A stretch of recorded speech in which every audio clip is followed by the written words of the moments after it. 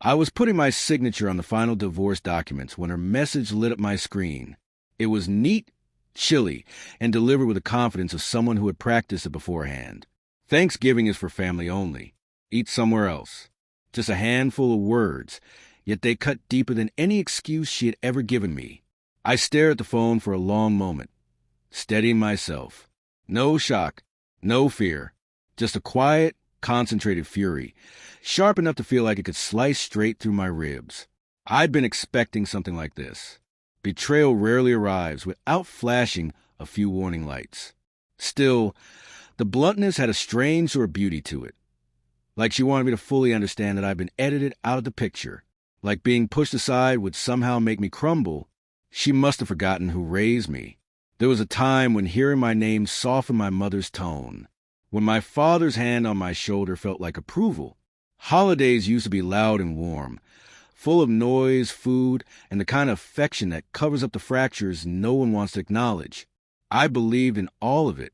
I trusted every smile. Then the shift started, subtle enough to dismiss at first. A missed call that went unreturned. A late birthday greeting that used to be early.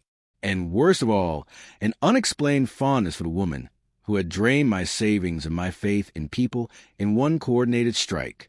The same woman my parents sided with so gently at first that it almost seemed unintentional. Almost. Then I found a message thread between them. Plans made behind my back. Jokes at my expense. Gatherings I had never been told about.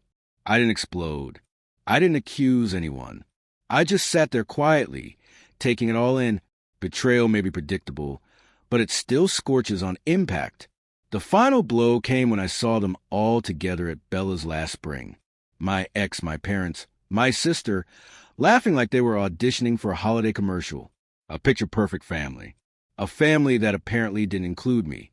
I saw their faces in the window before I saw them in real life. None of them looked up. None of them expected me to appear near the restaurant they'd claimed they weren't going to. That was the night my anger cooled down, turned clean, sharp, and incredibly useful. I stopped mourning, and I started strategizing. The plan was plain, because simple cuts the deepest. No yelling, no drama, just clean edges. Over the next months, I pulled myself out of every tie binding me to them. Slowly, quietly, with the precision of someone removing a thorn. I moved accounts, changed beneficiaries, updated my will, removed their access to things they assumed they'd always have. They never noticed. People rarely do when they take someone for granted. Then I waited. Thanksgiving had always been tradition, sacred, and this year I've been officially excluded. Perfect. From my office window, I watched them arrive for their yearly pre-Thanksgiving brunch at Bella's. Same clothes, same fake joy. My mother with that gold scarf. She pretends my father bought her. My father holding the reservation slip like it carried authority. My sister wearing the necklace I gifted her, the one she lied about losing. And behind them, my ex, still acting like she belonged in the family portrait. Once they stepped inside, laughing, I called a restaurant. The manager answered on the second ring. Cancel the Thompson reservation, I said. My tone was calm, but sharp. A brief pause. Yes, sir. Click. I leaned back and waited. 20 minutes later, my mother's name appeared on my phone. She didn't even say hello. They won't seat us, she snapped, shaken, edges of fear in her voice. They said the reservation was canceled. Did you? I let the silence do its work. Let her sit with the same uncertainty they'd fed me for months. Then I said quietly, family only this year. Find another place to eat. Her breath hitched like something delicate breaking. She scrambled for excuses, guilt, explanations, trying to pull me back into the same old orbit. But I'd already broken free. I hung up while she was still talking.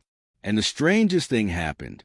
I felt lighter, not victorious, not smug, just unburdened. What I did wasn't cruel. It wasn't loud. It was clarity. They showed me exactly where I stood. I simply returned the favor.